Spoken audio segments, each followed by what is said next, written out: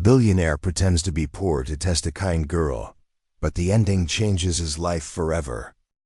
The night Jax Croft decided to ruin a woman, he stood on the 80th floor, looking down at the city glittering like a cluster of shattered meteors. Her name was Claire Shen, a low-level attorney, a complete stranger. And according to the hefty report his assistant had just placed on his desk, she was a woman with a ridiculously kind heart. That was the problem.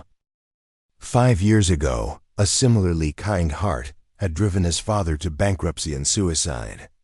A woman with clear eyes and words of justice had seduced him, drained him of his business secrets, then disappeared with his rival, leaving behind a fallen empire and an 18-year-old son with a heart of stone.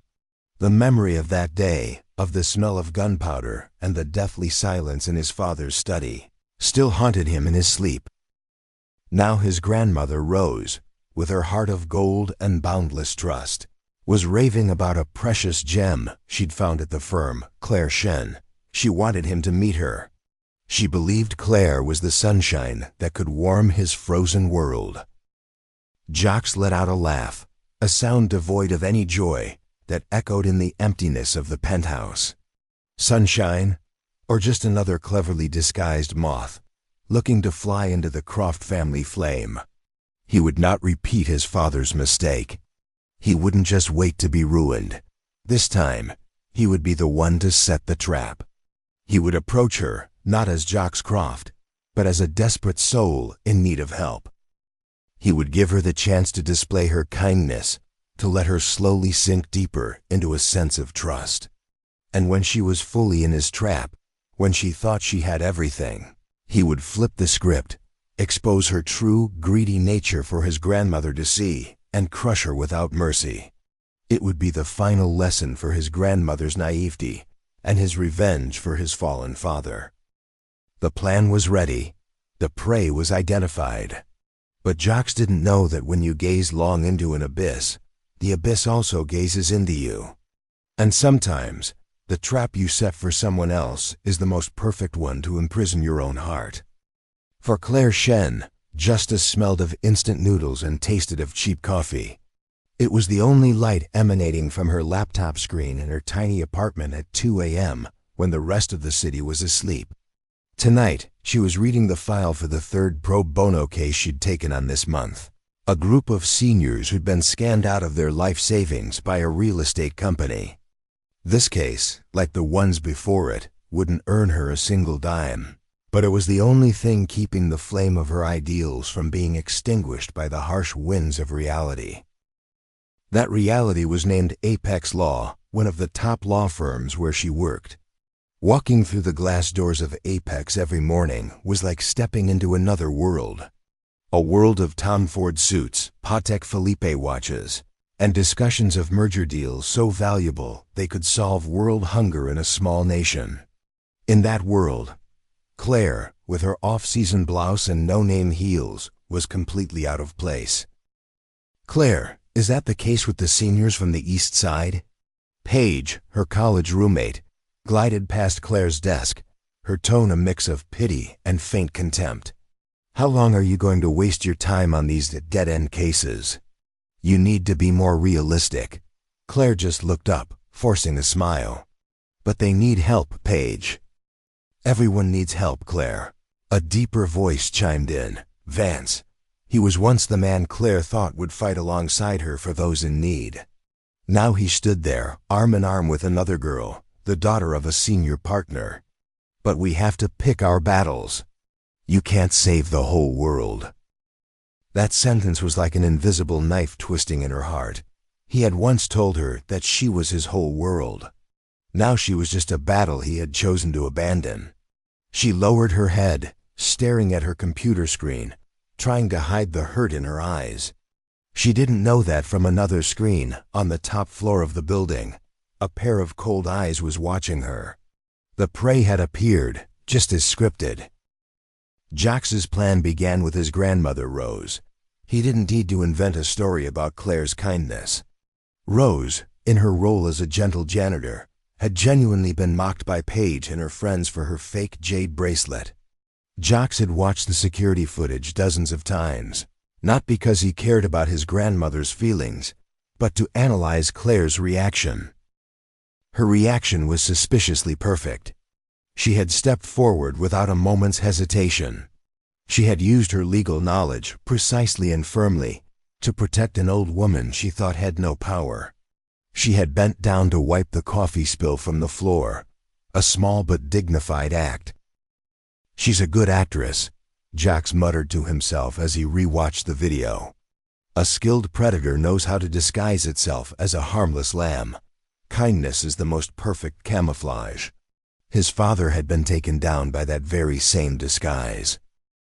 The next step in his plan was to have his grandmother test her. But this time, he would be pulling the strings from behind the scenes. He instructed her to tell a more tragic, more dramatic story. Not just a debt, but a threat to her life. And Claire took the bait perfectly.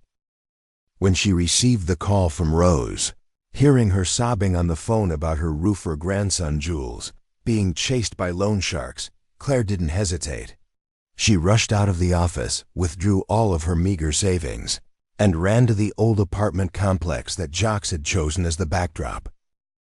When Jax, in his role as Jules, saw Claire running up, her face full of worry, an envelope of cash in her hand, he felt a cold satisfaction. Everything was going according to plan. She was building trust, investing in her kindness, so she could demand something bigger later. "Please, take this," Claire said to Rose, her voice so sincere that even Jax would have been fooled if he didn't know the script. "I'll help your grandson. For free." Jax, hiding in a dark corner, smirked. "For free? Nothing in this world is free, girl," he thought. "I'll find out your price soon enough." Their first meeting took place in a greasy spoon diner, where the smell of old oil hung in the air. Jax had prepared meticulously for his role. He wore dirty work clothes, had a 5 o'clock shadow, and practiced a sullen, world-weary look. He was Jules, a roofer beaten down by life. Claire walked in, bringing a breath of fresh air with her. She sat down, smiled, and began to ask questions. Her eyes held no pity, only genuine concern. She listened to his fabricated story about the crooked contractor, the threats, and took careful notes. "Don't worry," she said after he finished, her voice firm. "The law was made to protect people like you. I won't let them bully you." Jax almost laughed. "The law?" He wanted to say that the law was a tool for the powerful, for those with the money to bend it to their will, but he held back. He had to stay in character. "Thanks," he mumbled, trying to sound grateful. Throughout their conversation, he observed her meticulously. Her eyes, her gestures, the way she furrowed her brow when she heard the unjust details. Everything was perfect, too perfect. She was a masterful actress. He became even more convinced that his plan was the right one. He had to expose her, for the safety of the Croft family and for the ghost of his father. After the meeting, he got a call from his grandmother. "You see, Jax?" Her voice was full of excitement. "Isn't she wonderful?" "A true gem." "Yes, Grandma," Jax replied, his voice flat. "She's very kind." He hung up and looked out the window. Night was falling over the city. The game had just begun. He had cast his line, and the fish had taken the bait hook, line, and sinker. Now it was time to reel it in, slowly and surely. The next step would be a bigger play, an inescapable trap, a trap called marriage. He would use her own kindness to bind her, to see how her mask would crack when faced with an immense fortune. He took a sip of whiskey, its fiery taste spreading through his throat, but it couldn't wash away the bitter taste of the past. "Dad," he whispered into the darkness. "This time I won't fail." Jax's plan launched with cold, precise speed. He gave Claire no time to think or have doubts. 3 days after their meeting at the diner, he orchestrated the decisive move. He rented out a private floor at the city's finest hospital, one of Croft Inc.'s assets, and turned it into the stage for his drama. Top doctors and nurses, after signing a thick, multi-million-dollar non-disclosure agreement, became unwilling actors in his play. Claire was in the middle of a tense meeting about the small case she was pursuing when her phone buzzed frantically. The hospital's number. Her heart skipped a beat. "Hello, is this Ms. Claire Shen?" A nurse's voice rang out, trained to be full of panic. "Mrs. Rose, the relative of our patient Jules, just had a sudden heart attack. Her condition is critical. She keeps calling for you. Please come immediately." Without a second thought, Claire shot up, mumbled an apology, and rushed out of the conference room, leaving her surprised colleagues behind. She hailed a cab, her heart pounding in her chest.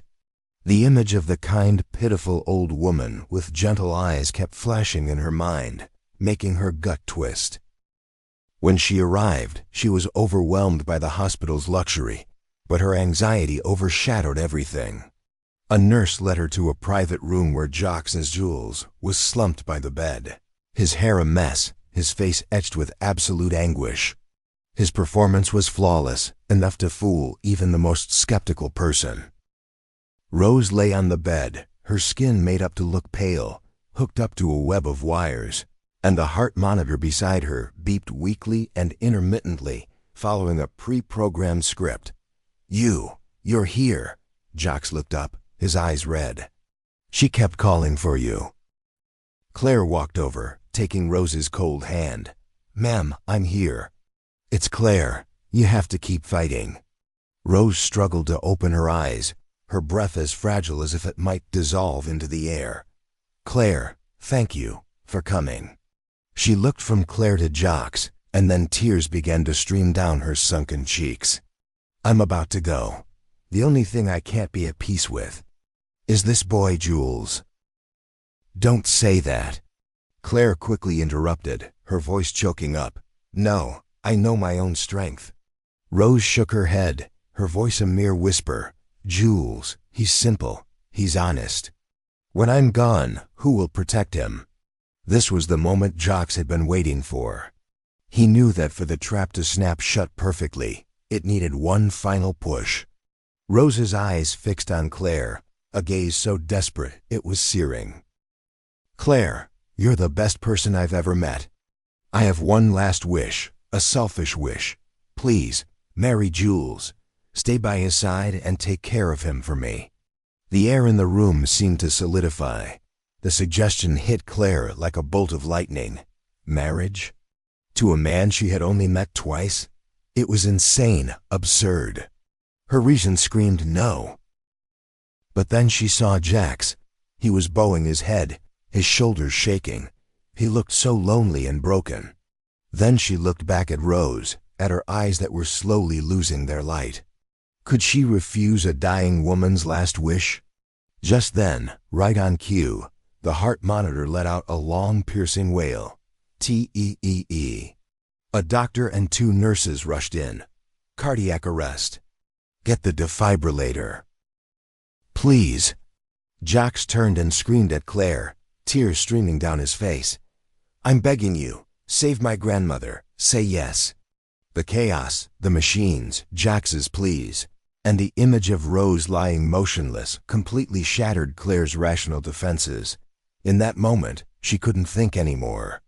She just knew she had to do something. "I will do it." She screamed, her voice breaking into a sob. "I will marry him." As soon as she finished, miraculously, the steady beep, beep of the heart monitor returned. The doctor let out a sigh of relief. "We brought her back." Jax threw his arms around Claire, burying his face in her shoulder and sobbing uncontrollably. Claire stood frozen, her whole body trembling, her mind a complete blank. She had just agreed to trade away her entire life. From the observation room behind the one-way mirror, the real Jax Croft was watching everything. He saw himself as Jules holding the girl. He saw the panic and devastation on her face. A strange feeling, not the satisfaction of a victor, but something like guilt, flickered within him. He quickly pushed it away. "This is necessary," he told himself. "She's fallen for it. completely.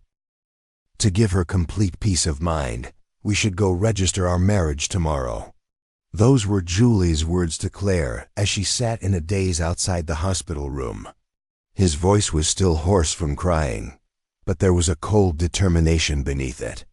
Claire, still in a state of shock, could only nod numbly. The next morning, City Hall. An awkward and alien atmosphere enveloped them. When the clerk asked them to move a little closer for the photo, Claire felt her body go stiff as Jax placed a hand on her shoulder. The smiles in their wedding photo looked more tragic than a funeral. When the marriage certificate was placed before them, Claire picked up the pen, her hand trembling so much she could barely write her name. Each stroke felt like a knife carving into her future. She signed. She had bound herself. On the way back, Jax didn't hand her a typed contract. His plan had changed. He wanted this trap to be more personal, more ruthless, to test her reaction. He handed her a blank sheet of paper and a pen. "Write," he said, his voice flat. "Write what?" she asked, bewildered. "Your terms. What do you want from this marriage? Money? A house? Or a position in my law firm later on?" Jax was talking, but it wasn't Jules. It was the tone of a superior bestowing a favor, an unconscious slip of his character. Claire was stunned. "Your law firm?" Jax realized his slip-up. He quickly corrected himself. "I mean, later, when I have money, I could invest in a firm for you. Just write. I want everything to be clear." Claire looked at him, then at the blank paper. The hurt and disappointment were plain in her eyes. Did he think she did all of this for money? Did he think her kindness could be quantified with a price tag? A cold anger rose within her, dispelling her fear and confusion. She took the pen, but she didn't write. Instead, she used the sharp tip of the pen to prick the top of her thumb. A dark red drop of blood welled up. To Jax's utter astonishment, she used that finger to press a bloody thumbprint onto the middle of the blank white paper. "These are my only terms," she said, her voice clear and steely, with no trace of a tremor. "I, Claire Shen, am marrying you, Jules, for one and only one purpose, to keep my promise to your grandmother. This marriage will end the moment she no longer needs it. I do not need and will not accept anything from you. This thumbprint is our pact, a pact of honor, not money." She threw the paper and the pen into Jax's lap and asked the driver to stop. She got out, slammed the door, and walked away, her back ramrod straight, without a single glance back. Jax sat frozen in the car, staring at the dark red thumbprint on the white paper. It was like a burn, searing and painful to look at. He had prepared for every reaction: greed, calculation, bargaining. But he was completely unprepared for this. An act so defiant, so proud, and so terrifyingly pure. He had set a trap to expose her hypocrisy, but she had used her own honor to turn it into a solemn vow. For the first time in his plan, Jax felt a sense of bewilderment. Was he facing a more masterful actress than he'd imagined, or had he actually been wrong about her? He clenched the paper in his hand. No, he couldn't be wrong. This was just a more advanced move. He had to be patient. The circle was tightening. Sooner or later, the prey would have to reveal its true nature. He told himself that, but the image of the bloody thumbprint kept haunting his mind. A month passed. The marriage on paper between Claire and Jules was practically non-existent. They didn't live together and rarely spoke, except for brief phone calls in the presence of Rose, who had made a spectacular recovery and now constantly referred to Claire as her precious granddaughter-in-law. For Claire, life continued in its cycle of work and small cases. She tried not to think about that fateful signature. Meanwhile, Jax was losing his patience. His prey was too quiet. She made no demands, stated no terms, and did nothing to leverage her relationship with the poor janitor's family. She's waiting for the right opportunity, Jax told himself. Fine, then I'll give her one. He decided to throw her an impossible challenge, a piece of bait that was both juicy and laced with poison, the Black Creek case. He directed the head of the legal department to assign the miners' lawsuit against Titan Corp. to Claire. Jax's plan was clear. If Claire refused because the case was too difficult, it would prove she was just an opportunist who only chose easy fights. If Claire accepted but failed miserably, her career would be ruined, and an ambitious person would never accept that. She would have to come to him or Rose for a favor, thereby revealing her true colors. If by some miracle she showed signs of winning, he would cut off her source of evidence, letting her taste hope before plunging her back into the abyss of despair. Jax sat in his office, feeling like a god orchestrating fate. He was certain that no matter which path she took, Claire would have to reveal her true nature. But Claire didn't follow any of the paths he predicted. She took the case without a single complaint. She threw herself into it with a passion that was almost self-destructive. Jax, through Ben's daily reports, watched her drive her old car to the mining town, eat sandwiches and sleep in her car, and interview each worker with infinite patience. Her dedication annoyed him. It didn't feel like an act. It was too real. To reassure himself, he told himself this was just her initial investment, an effort to build her image. According to his plan, he accidentally let some crucial evidence of Titan Corp's financial misconduct leak to her via an anonymous USB drive. He wanted to see what she would do with a weapon in her hands. He expected her to use it for leverage, to negotiate a lucrative personal settlement. But once again, she surprised him. She used the evidence wisely, not to threaten, but to build a tight, irrefutable legal case. She was fighting, not for herself, but for the workers. Jax's annoyance slowly turned into confusion. His trap didn't seem to be working. The prey wasn't acting like prey. While Jax was confused, Claire's visible enemies were not so patient. Vance and Paige couldn't stand seeing Claire, once a nobody, suddenly become the center of attention with the Titan case. "She definitely has someone backing her," Paige hissed to Vance. "There's no way she could have gotten those documents on her own." "Whoever it is," Vance said, his eyes dark with jealousy and regret, "we have to stop her, now." Their plot was more malicious than Jax's plan. It wasn't a test. It was a finishing move. The night before the first hearing, Paige sabotaged the USB drive containing all of Claire's evidence and her presentation. At the courthouse, the moment the computer screen displayed the words, "File not found," Claire felt the world collapse beneath her. The silence in the courtroom was like a snarling beast, ready to devour her. The disappointed looks from the workers, the smug smirk from Titan's lawyers, and the triumphant gaze of Vance and Paige in the back row. It all felt like knives stabbing into her. From his observation room, Jax witnessed it all. A part of him felt a grim satisfaction. Finally, he thought, this is when she'd break. She'd cry, she'd beg, she'd come to me for help. His plan was about to succeed. He just needed to sit back and watch the final act. But then he looked closer at Claire's face on the monitor. He saw the panic, the desperation, but he didn't see surrender. He saw her take a deep breath, her slender shoulders trying to stay straight. He saw her look towards the workers with an expression full of guilt, as if she had failed their trust. And then, Jax did something he had never planned for. Something that went completely against his script.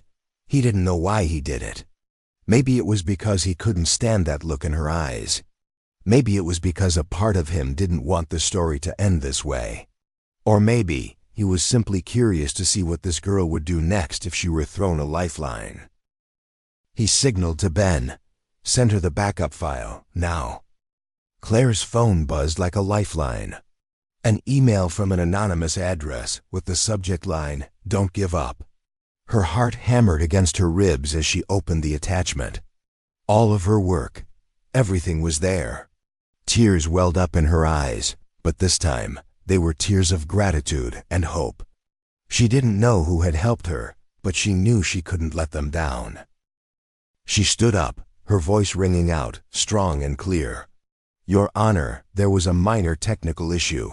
I am ready to proceed." What followed was a spectacular legal performance. Claire, as if imbued with new strength, turned the tables completely. She presented each piece of evidence logically, her arguments sharp, exposing every lie from Titan Corp. She wasn't just a lawyer. She was a warrior fighting for what was right. Jax watched it all, stunned into silence. He had handed her a sword, and she had wielded it with masterful skill to cut down the enemy. She didn't falter. She didn't hesitate. When the trial ended with a resounding victory for the miners, Jax turned off the monitor. The penthouse suddenly felt suffocating. His plan had gone completely off the rails. He wanted to push her off a cliff, but instead, she had grown wings and soared. He wanted to see her weak, but she had shown extraordinary strength. His confusion had now morphed into a different feeling, one he couldn't name. It was admiration. A reluctant but undeniable admiration. And with that admiration, a terrifying question began to form in his mind. If she isn't a fake, if she really is who she appears to be, then what? What am I? Claire's victory sent shockwaves through Apex Law. She became a star. Vance and Page were fired after an internal investigation. The legendary Mr. Croft sent a public email praising her talent and declaring he would personally oversee her development. Claire, though happy with the win, still felt that something wasn't right. Everything had gone too smoothly, too strangely. Who was that anonymous friend? Why was Mr. Croft, a man who never showed his face, suddenly interested in a low-level attorney like her? These questions kept her up at night. On a rainy night, while running a fever and feeling her most lonely, she unconsciously called Jules. She just wanted to hear a familiar voice, even if it was the voice of a husband in name only. Jax, sitting in his penthouse and wrestling with his thoughts about Claire, answered immediately. Hearing her weak voice, a primal sense of worry overrode all his plans and calculations. He rushed out of his home, driving through the pouring rain to get to her apartment. He found her curled up in bed, her face flushed with fever. He took care of her, clumsily but with dedication. He made porridge, applied a cool cloth to her forehead, and sat beside her. As she drifted off to sleep, he looked at her, truly looked at her for the first time without the lens of suspicion. He saw a small but resilient woman. He saw the exhaustion on her face. He saw the loneliness in this tiny apartment. He instinctively reached out his hand, about to touch her cheek, but then pulled it back. The scar from his past was a cold reminder. Don't trust. Don't feel. Don't make your father's mistake. But the ice around his heart, the ice he had spent 5 years building, seemed to have developed a small crack. He didn't know that it was through this very crack that the light could get in. He left before she woke up, leaving behind a package of medicine and a hastily written note. Take care of yourself. He returned to his penthouse, soaked from the rain. He stood in front of his father's photograph, feeling an unprecedented turmoil. The predator had begun to feel pity for the prey. And that was the most dangerous sign of all. While Jax was drowning in a sea of confused emotions and doubts about his own plan, an unexpected factor appeared and pushed everything to its breaking point. Blair Monroe had returned. Blair, the daughter of a longtime partner of Croft Inc., was the embodiment of everything Jax hated: a calculated beauty, an arrogance wrapped in money, and an ironclad belief that she was born to be Mrs. Croft. Her return was like a necessary poison to snap Jax back to reality. He had to end this game before he completely lost control. He decided to use Blair as the final catalyst to force Claire's hand. Blair, with the confidence of a queen, didn't take long to identify her new threat. She heard the whispers about Claire, the rising star who had single-handedly taken down Titan Corp, and caught the eye of the legendary Mr. Croft himself. Jealous and dismissive, Blair decided she had to squash this cockroach. She started with a ridiculous show of power. She wore a perfect replica of the heart of the ocean diamond necklace that Jax had recently acquired at an auction and paraded it around the firm, claiming it was a gift from him. Jax said his heart, just like the ocean, belongs to only one person, Blair announced at a company cocktail party, her sharp eyes glancing towards Claire, who was standing alone in a corner. Those who try to squeeze in are just paper boats, destined to be sunk. Claire heard her but chose to ignore it. She wasn't interested in the wars of the upper class. But her silence infuriated Blair. She needed a reaction, an admission of defeat from Claire. And when she didn't get it, she decided to launch her final attack. Blair's plan was even more ruthless than what Jax had envisioned. She conspired with Vance and Paige, promising to help them get their jobs back if they cooperated. The next morning, they cornered Claire right in the main lobby of Apex Law. "Miss Shen," Blair began, her voice as sweet as honey but laced with venom. "There's a rumor that you're claiming to have a special relationship with Jax Croft. I'm here to tell you, stop dreaming." "I don't know what you're talking about," Claire replied, her voice cold. "Oh, really? Then prove it," Blair sneered, pointing towards Jax's office at the end of the hall. "If you really mean something to him, go inside. Open that door for everyone to see." A crowd began to gather, whispering. Claire knew it was a trap. She turned to leave, but Vance blocked her. "Scared? Or did I hit a nerve?" Backed into a corner, Claire was forced to walk towards the door. She knew she couldn't open it. She was going to be humiliated. Just then, Jax, who was watching everything on a camera from the next room, realized this was the moment he had been waiting for. He would let her fail, let her be humiliated, and then he would appear as a savior, accidentally revealing their husband and worker relationship, and see how she would react when faced with the choice of clinging to him or retaining her last shred of dignity. But before he could act, his assistant, Ben, stepped out on his own. Ben had witnessed all the changes in his boss lately. He couldn't stand to see Claire, that kind girl, be humiliated. "Mr. Croft just installed a new biometric identification system," Ben lied smoothly. "It recognizes those who are authorized to enter. Miss Shen, please." Jax was stunned in the control room. What the hell is Ben doing? But it was too late. Claire, though confused, placed her hand on the sensor panel. Ben discreetly pressed a button on his phone. The door opened. A hush fell over the crowd.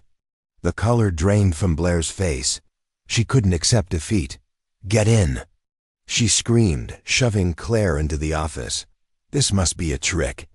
If you're his wife, where's the marriage certificate? Find it." Inside the office, Blair, in a frenzy, ran to the display shelf and accidentally knocked over the antique porcelain vase. "Crash! You!" Blair shrieked, pointing at Claire. "You broke it. You're finished. Jax will kill you." Things had gone far beyond Jax's plan. He didn't want it to be like this. He rushed out of the control room. He entered the office no longer Jules. He was Jax Croft in a power suit with a cold aura surrounding him. The moment Jax appeared, all sound ceased. "Jax, you're here." Blair was the first to run to him, grabbing his arm. This slut, broke into your office and broke your vase." Jax didn't look at Blair. His eyes were glued to Claire. He saw her standing there, amidst the shards, her face pale but her eyes shining with a heart-wrenching resilience. He saw that she wasn't scared, only disappointed. Disappointed in this world. And in that moment, his plan, his revenge, the ghost of his father, it all dissolved.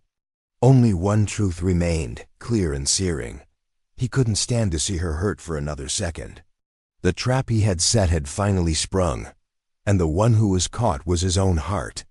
He gently pulled his arm away from Blair's grasp. He walked past her as if she didn't exist. He walked towards Claire. He dropped to one knee, not to propose, but to pick up a shard of porcelain lying right next to her foot so she wouldn't step on it.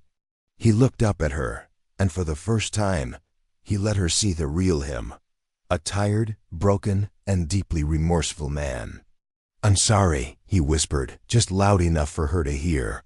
Then he stood up and turned to face the crowd. His face was like ice, his voice a death sentence. "Blair Monroe," he said, "your necklace is a fake. The vase you just broke was real, and the bill will be sent to your father's company tomorrow morning, along with a notice of contract termination. You can sue if you dare to face my legal team." He turned to Vance and Page. "You two, you're not just fired. You will be prosecuted for slander and destruction of company property. Get ready to meet my lawyer. No, get ready to meet Claire.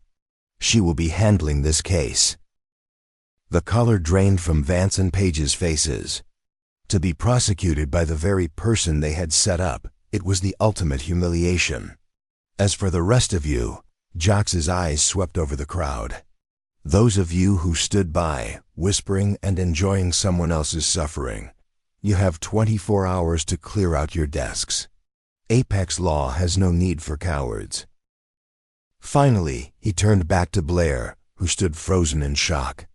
"And you ask what my relationship with Claire is?" Jax said, his voice echoing. He walked to Claire's side, took her hand, and raised it high for everyone to see. On her finger, the simple wedding band they had exchanged at City Hall glittered. "She is my wife, Claire Croft, the lady of this house, and the only person on this earth who has the right to judge me. Now all of you get out." The crowd dispersed in terror. Blair collapsed to the floor. When only the two of them were left in the room, Jax was still holding Claire's hand tightly. He could feel her trembling. He had won. He had protected her. But he also knew his real battle was just beginning. The battle to win back the trust of the woman he had deceived, the woman he realized he loved more than life itself. "Claire," he began, his voice hoarse, "I can explain." She pulled her hand from his. She looked at him, not with eyes of admiration or gratitude, but with the eyes of a complete stranger. "Explain?" she said, her voice cold and empty. "Explain what, Jules? Or should I call you Jax Croft?" Claire's question hung in the air, cold and sharp as a shard of broken glass. It hurt Jax more than a physical blow. He had prepared for her anger, for her accusations, but he hadn't prepared for the emptiness in her eyes. It was the look of someone who had been betrayed to their very core, to the point where there were no emotions left. "Claire, let me explain." He stepped forward, his voice desperate. "Explain?" She let out a bitter laugh. "Explain that this whole thing was just a game? Rose, her illness, your tears, our marriage. Was it all just a part of your plan, Mr. Croft?" Every word she spoke was like a knife. He couldn't deny it. "That was the plan at first," he admitted, his voice hoarse. "But things changed. When did they change?" She cut him off, her eyes blazing with the fire of her pain. "Was it when you saw I was still foolish enough to trust you after being backstabbed by everyone else? Or was it when you realized I could be a more useful tool than you thought? Tell me, Jax, which moment in your trap was real?" He couldn't answer, because he didn't even know himself. The line between the plan and his real feelings had been blurred long ago. Claire shook her head, an infinite weariness washing over her face. "I thought you were different, Jules. I thought that even though you were poor, you were a good person. Turns out, I was wrong. You're no different from them. Your game is just more sophisticated." She turned and walked away unsteadily. "I need time. Don't find me." Jax stood frozen amidst the shards of the antique vase and the shards of his own heart. He had ruined her, just as he had originally planned, but he felt no satisfaction. He only felt an immense emptiness. He had won his game, but he had lost the most precious thing. Claire disappeared. She didn't come to the firm, didn't answer her phone. It was as if she had vanished from Jax's life. His luxurious penthouse became colder and emptier than ever. He realized how much her presence, even just in his thoughts, had warmed his world. Guilt and regret gnawed at him. He began to throw himself into work maniacally, but not to forget. He did the things he believed Claire would do. He pushed the Claire Project forward, personally reviewing the cases of the poor. He used his power to hold large corporations accountable. He was trying to become the man Claire had once trusted in Jules, not for her to see, but to save himself. Meanwhile, Rose, after learning the whole truth about Jax's plan, was furious and disappointed. She came to see him, not to scold him, but to give him an old box. "This is what's left of your father," she said, her voice sad. "I've kept it for 5 years. Maybe it's time for you to face it." Inside was his father's final journal. Jax hadn't dared to read it for 5 years. That night, he opened it. He read about his father's blind love for that woman, about the betrayed trust, the pain, and the despair. But on the final pages, his father had written, "The fault wasn't in the love, nor in the trust. The fault was in letting fear and pride turn love into a weakness. Jax, my son, never make that mistake. Be strong enough to love and to trust, even if it might hurt you." Tears streamed down Jax's cheeks. He understood. He had spent 5 years building a wall of ice to protect himself from being hurt. But that same wall had imprisoned him in loneliness and suspicion. Claire had broken through that wall, and he, out of fear, had pushed her away. He knew what he had to do. He used all his resources to find the woman who had ruined his father years ago. He found her, not living in luxury, but in a rundown apartment, living a reclusive and regretful life. He could have destroyed her, but he didn't. He only left her an envelope with some money and a note. "The past is in the past. Live a life of peace." He had chosen forgiveness not for her, but for his father and for himself. He was ready to move on. Jax found Claire in Black Creek, the mining town she had fought to protect. She was there, not as a lawyer, but as a volunteer, teaching children and helping the townspeople rebuild their lives. She had found her peace in the place where she had brought justice. He didn't arrive in a fancy car or with bodyguards. He came alone, in an old pickup truck, wearing a simple shirt. He looked more like Jules than ever before. He found her sitting by a stream, watching the children play. She looked thinner, but her eyes were peaceful again. He didn't say anything, just sat down beside her, keeping a respectful distance. They sat in silence for a long time. "I found her," Jax finally spoke. "The woman who hurt my father." Claire turned to look at him, a hint of surprise in her eyes. "I forgave her," he continued, looking directly into her eyes. "Because you taught me that hatred only destroys ourselves. You taught me that true strength isn't about never getting hurt, but about having the courage to heal." He handed her his father's journal. "This is why I did what I did. Not as an excuse, but so you would understand. I was imprisoned by the ghost of the past. I was scared." He took a deep breath. "Claire, I know I broke your trust. And that's something that can't be reclaimed with words. But I'm here, not to beg for your forgiveness. I'm here to tell you that you changed me. You saved me from myself. No matter what you decide, that truth will never change." He stood up, preparing to leave. He had said what he needed to say. The decision was hers. "Jax," she called out, her voice as soft as a sigh. He stopped, turning back to look at her. She stood up and walked towards him. She looked into his eyes, and this time he didn't see emptiness. He saw a deep understanding and a fragile glimmer of hope. "Your father's journal," she said. "He wrote, 'Be strong enough to love and to trust, even if it might hurt you.'" She placed her hand on his heart. "I was hurt, but I think I'm still strong enough to try trusting one more time." Jax couldn't believe his ears. He pulled her into his arms, holding her tightly, as if afraid she would disappear again. "I love you, Claire," he whispered, his voice breaking. "I love you more than I can ever say." "I know," she replied, wrapping her arms around him. I love you too, Jax, the real you, and that clumsy Jules, too. They stood there, holding each other amidst the peaceful mountain scenery. The storm had truly passed, not by being forgotten, but by being faced and healed. From the ashes of deceit and pain, their love was reborn, stronger, truer, and more brilliant than ever. And this time, the sun would never set. And that brings us to the end of our story. A turbulent journey of two people from two completely different worlds. Their path was anything but easy. It began with a trap set by hatred and the pain of the past. But in the end, love blossomed in the most unexpected of places.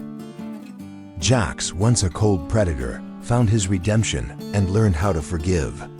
And Claire, with her kind heart and unwavering resolve, proved that kindness isn't a weakness, it's the most extraordinary strength, powerful enough to melt even the coldest, most frozen of hearts.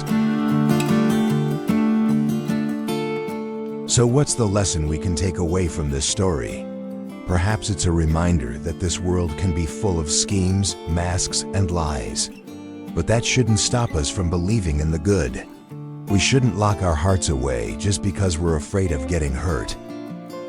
Because a person's true worth isn't found in their bank account, the clothes they wear, or the title they hold.